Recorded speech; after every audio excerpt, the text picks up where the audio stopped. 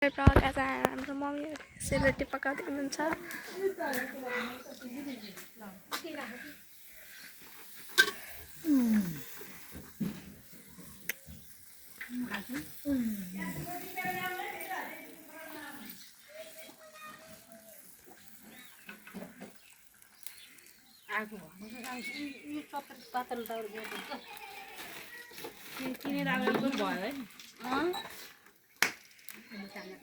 यो किन निक्ल्यो बाहिर चिन्ता छैन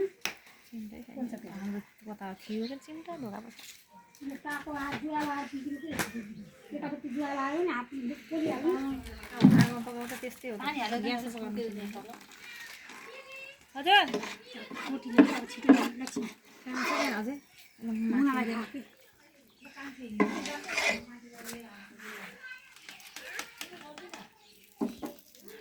अनि आज सानो भाइले तेल लगाइदिँदै हुनुहुन्छ।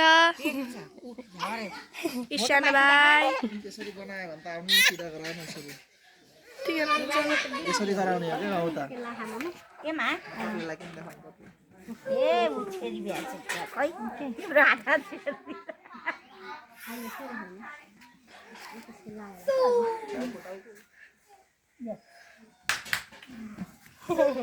ए रे मैले अहिले पिटाइ खान मात्र बाँकी छ कि तिमीहरूले चोट लाग्छ के गर्छौ तिमीहरू ल